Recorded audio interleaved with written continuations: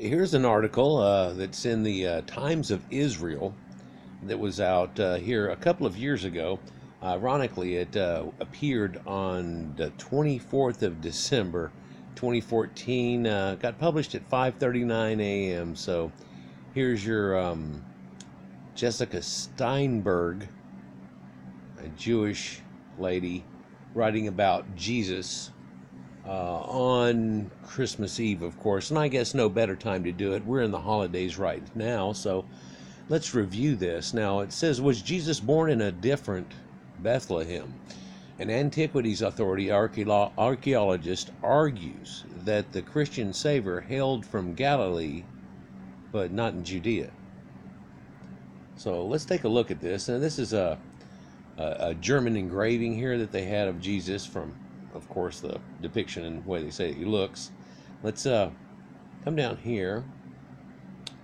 Now, the New Testament says that Jesus was born in Bethlehem of Judea.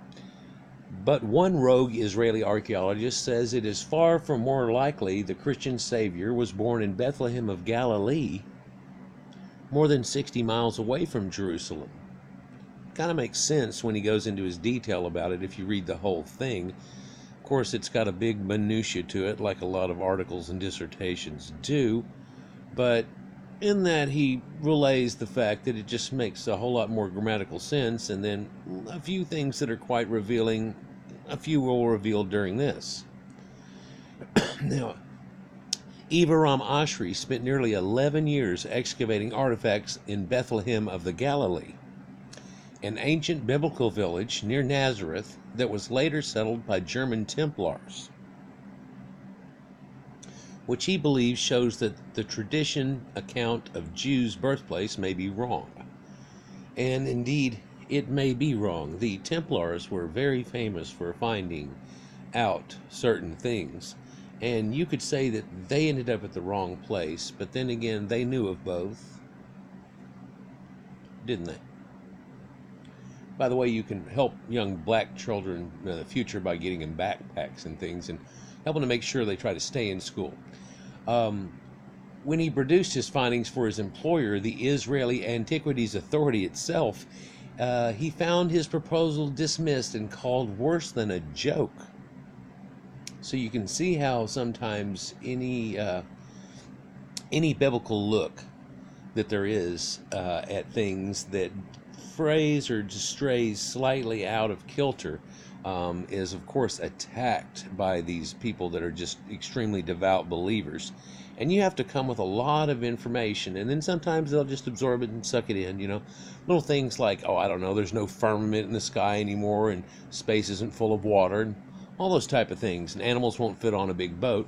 But we're not talking about those today. Ashri disagrees. He says the town of Bethlehem of Judea is about 6 miles south of Jerusalem, and it has always been considered the birthplace of Jesus. Everybody knows, they have that picture in their mind of a lady on a donkey, a man walking, carrying it in front of her. She's pregnant, it's dark, there's a star in the background, right? And then there's no room at the inn. Well, there's actually, believe it or not, there's no inns at that time there. The people, Canaanites were famous for allowing people to come and stay with them and stuff, a very trusting people, and to go in and out through commerce of this great trade that was running in and out and through there. And the reason this area was cherished so much is that it would seem to be an interim of commerce and kind of in the middle of everything. It's the reason it was coveted by the nomadic tent-dwelling Hebrew Israelites, if you believe in the entire biblical tale of how things supposedly broke down. But according to the New Testament, though, Joseph and Mary were living in Bethlehem of Judea at the time of Jesus' birth, and later moved to Nazareth up north. But in another biblical account, which contrasts that, Joseph and Mary, who was then 9 months pregnant, traveled more than 175 kilometers, or about 68 miles, from Nazareth to Bethlehem of Judea, Joseph's hometown, in order to be counted in a Roman census. Now, we've looked at this Roman census a long time ago and figured out that no one had to go to their hometowns. It would have made a mockery of the entire area to have attempted to do such, and there was never a census done that way. Later, It's some 6 AD. There was a census done of a local people, but never of the whole land, and nobody ever had to go anywhere. But of course, the biblical account is given that way because you have to make up for things that were written in Isaiah and other premonitions of these prophets, Daniel and so on. They're going to tell you what's going to happen in the future. And so to make it work right and to weave it into that thing, they have to put it in there. This is called typology. It shows in the Bible, in the Old Testament, it rolls a couple of times with Moses and of course Jacob, and you cross water, and then there's 40 years of wandering in a desert and all these things go on. It's a typology. People have seen this. Biblical scholars have realized this a long time ago. No one's willing to say, they seem to want to go with the idea, though, that, well, it does just happen just like that over and over again, versus somebody saying it's a typology thing and possibly neither of these ever happened. Like when you look at the Sea of, the Red Sea, parting of the Red Sea, it doesn't say the Red Sea, it says the Sea of Reeds. I'm sure if you're into my videos, you've probably heard me refer to this a few times. But if you look it up, you can go to look at the Bible, at like Bible Hub or one of those places, and click on the Hebrew tab of it, and it'll have it transliterated. So you can see the ancient Hebrew version of it and everything. All of those all say it's the Sea of Reeds. It's not the Red Sea that was parted. And who were these people? Anyhow, let's continue. This never made sense to Oshry, though, that it could be the Roman census version, and a lot of scholars know, well, that doesn't make sense because that probably never happened. It doesn't seem that it did. In fact, it's supposed to have been a census in the time of Caesar Augustus and Great Herod and so on, and one of these guys dies at 6 BC, and so he couldn't have been there whenever they do the thing that's at 6 AD. And then we got a 12-year discrepancy here on whenever even the things could go. But of course, if somebody wrote about it a little bit later, they could blend it together and probably think no one would be that great at fact-checking it, especially whenever they're the ones that are writing the history. But let's continue. He says, how would a woman who is 9 months pregnant travel 175 kilometers on a donkey all the way to Bethlehem of Judea? Now, I've asked this of myself, and of course, whenever I was a youngster, I thought of how women go to the mall and walk around whenever they're about to hit their due date to see if they can make it break their water and begin to have their babies. And so you can think, riding on a donkey, no wonder she didn't make it. Of course, this is apologetics, trying to, enlighten the story and get you to more believe in all these things that possibly happened here. But in another light, it's just a mythological story. But And the whole idea of the donkey that is somehow this perpetual immortal donkey that's the same donkey that takes Jesus back in, and it's the one that took Abraham out, and so on. And so let's, and of course they're always having trouble in this thing. They're always being saved from a people that they're up under. Abraham leaves and comes into that area. Then we hear about how the Jews are all up under Egypt, and they leave and come out. Then they get in this area, and they're under other people, and then you can see this little thing happening here. But so, how would this woman 9 months pregnant make it to there? Well, that's what we thought. Surely that's why she didn't make it there. There are beliefs too that she should be in a cave. That they said that she was actually in a cave. Old writings and stuff and everything. Well, you find that that's the story of actually. The Krishna birth story, where they didn't make it, she had to be born into a cave. And then you say, well, we're going to throw in that little idea here too, and a few others, as those religions has pretty much been destroyed by us through the the conquest and so on. Anyhow, it makes much more sense that she would have been traveled 7 kilometers, which is how far the distance is from Nazareth to Bethlehem of Galilee. Getting Jesus to Bethlehem of Judea is an important part of Christian Savior's history because the typology that I just spoke of. Those who believe that Jesus was a descendant of the house of David tend to believe that he was born in Bethlehem of Judea, where King David had been born 1,000 years earlier.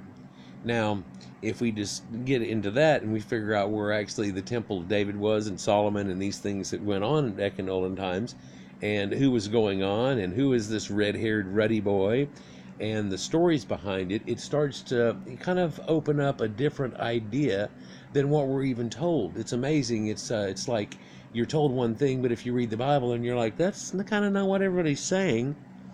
But it was at one time, and now it's kind of a little bit different. Now, if you look here at this map, interesting thing about that son of David thing, I don't know if y'all are aware of it, but Jesus' line comes down through Joseph all the way through to Joseph, which is his father, Mary and everything. So people say, and that's how he's the son of God. And people don't breathe in and out oxygen and realize that that makes no sense now, because he didn't have sex with her, supposedly. It was a divine birth. An angel came down and blah, blah, blah. And he didn't have sex with her the whole time she was pregnant. Any of that stuff, huh? Huh? Or are we somehow, we're not going with that anymore? Or we're just going to let that blow by somehow? Well, that's right. So then the Midrash and the people have said, well, Mary descends straight. She descends down. But I don't think she quite catches the same line correctly, but I could be wrong. Well, let's continue with this. If you look, so here's Nazareth in the Nazarite area, and here's Lake Tiberias, which you might know as the Sea of Galilee. But it never was called Galilee. It was called Lake Tiberias. And because this whole area at the time was annexed and owned by other people, and before that it was owned by the Egyptians and so on. It never really was.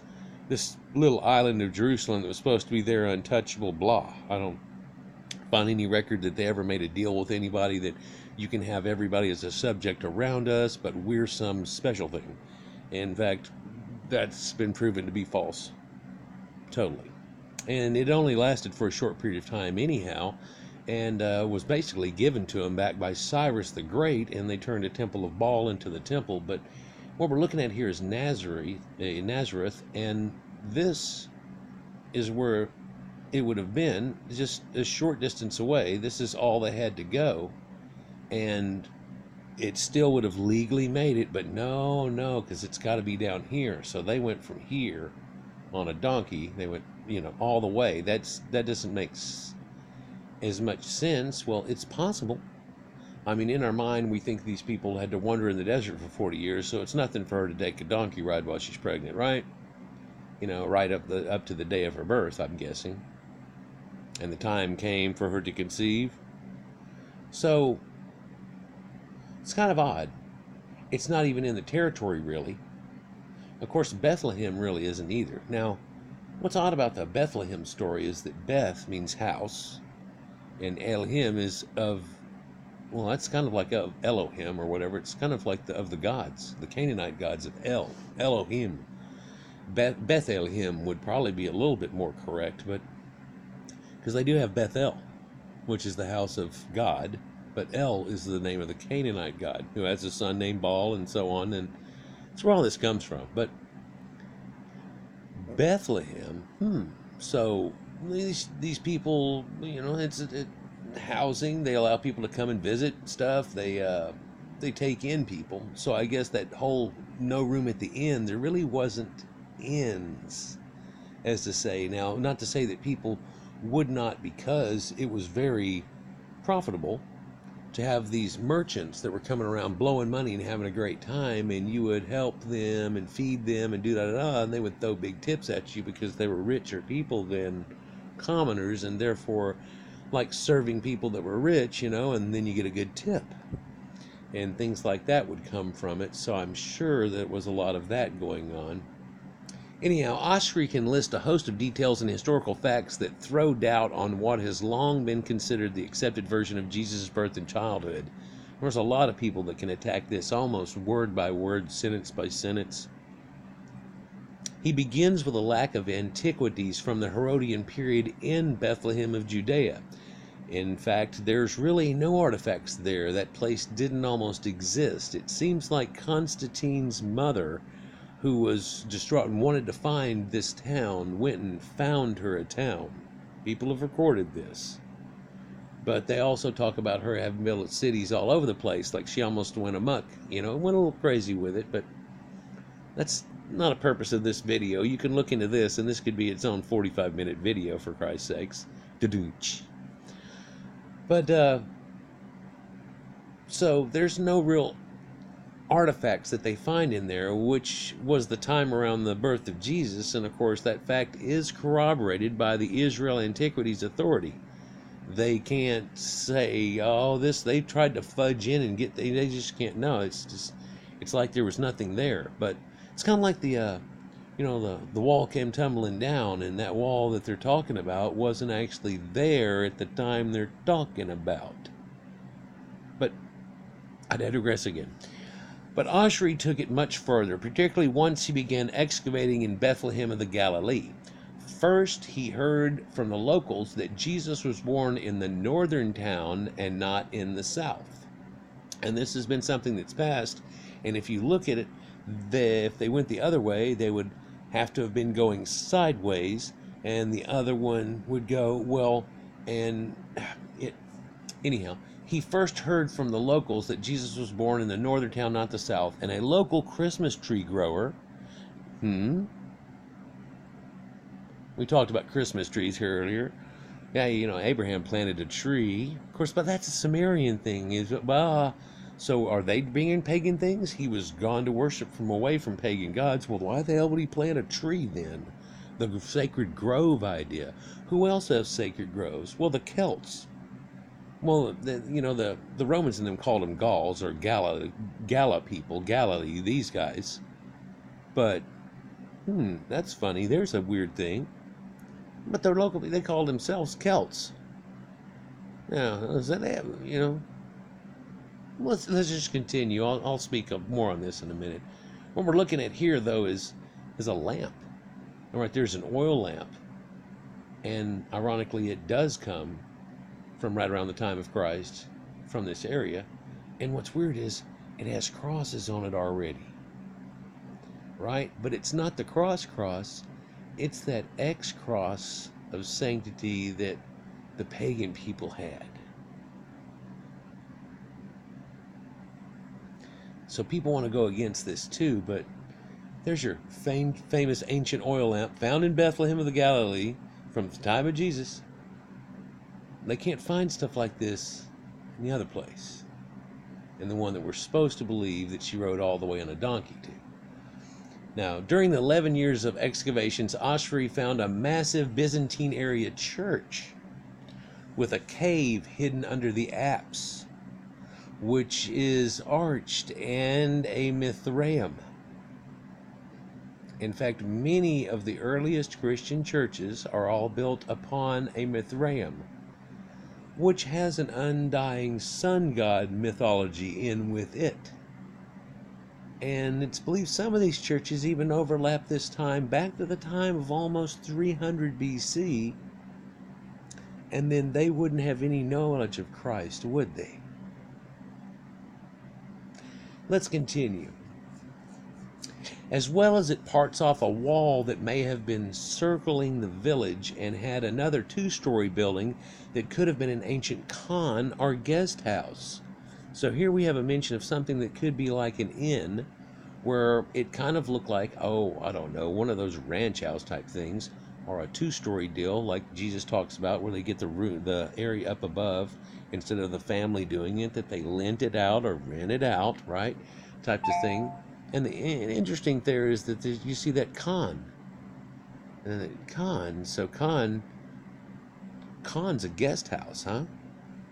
So these Canaanites are people that are known to have guest house, and they're very, very willing to let people in. That could have been another part of their downfall, I'm guessing. But all would be from the period of Jesus' life. He says that he has other proof as well, and there's a lot of other proof that goes along with this other than what we're going to mention today. But how did Mary and Joseph meet, he asked. Just a common sense. She's from Sippori, and he's from Bethlehem of Judea. What are the chances they would meet when they live so far away from each other in an ancient world? How would that be possible? People would say, "Oh, their fathers met in some type of." How would that be? It's close to zero on the idea, But, if you have them in the Bethlehem and the Galilee and Nazareth, Sepphoris, they're very close to each other and they're doing direct trade. Daily, there are people going back and forth between the two. Not that there aren't people making the long trek down, but that's not going to be something that happens very often at all, and mainly by merchants and things. It wouldn't be just your common thing to do, and people back then didn't go, hey, let's go take a vacation and run around and again. No, it didn't happen. Another odd thing in here, too, is it talks about Sepphoris. But wasn't it Zipporah? Wasn't there a... Wasn't, yeah. See, so you're trying to make little lines here sometimes. Oshry published his finding in the Journal of Archaeology in 2005, 2 years after he completed the dig. Now, he said that the Protestants, now this is old, okay, 2005, 2003, he finished the dig here. He said that Protestants were kind of open to it, but those who are more orthodox in their beliefs, such as Catholics and the Greek and Russian Orthodox, were not willing to accept his ideas or even the concept, really. Neither is the Antiquities Authority that he himself works for, although it corroborates it with the fact of no artifacts here, some artifacts there, crosses. And they'll say, oh, that's a Templar's cross and everything. You'd be like, okay, well, this dates till... Never mind. Oshry ended up moving on to other digs because he didn't have a choice, even though he said he'd love nothing more than to excavate the church again as well as the cave beneath. But I don't think you really have to excavate it again. It's there. It's been excavated, and the information's there. People just don't like it. If somebody else don't like it, they probably ought to go and excavate it themselves. But maybe it shouldn't be driven by people that are the crew. Maybe it should be driven by the people that are the let's see crew. This makes a lot more sense, doesn't it? Uzi Dahari, the deputy director of Antiquities Authority, says it won't happen because the ancient church is just one of the Byzantine churches built when Helena, Constantine's mother, came to Israel and built churches all around Israel. She was trying to find all the holy sites and everything, and she tried to find the birthplace of Jesus. If you look into this, you'll see what I'm talking about. And she found Bethlehem, which was a little goat town, and she goes, oh, this humble place, this is it. And that's all the archaeology there was to it, people. There's no connection, he says. There's nothing that suggests Bethlehem of Galilee could be connected, said Dahari, calling Oshry's thinking impossible. So somebody's critiquing him. There's nothing scientific to prove it, says Dahari, which funny, there is the pottery here and nothing there. And before throwing his own curveball, he says, anyone who does research and deals with this says that Jesus, the person, was born in Nazareth and his family was from Nazareth, says Dahari. The whole story of Bethlehem of Judea was just a time to the house of King David. It's just a religious excuse. Wow. Right, so now they're saying, well, there's two places named that. Well, the other one didn't even get named that till... Aha!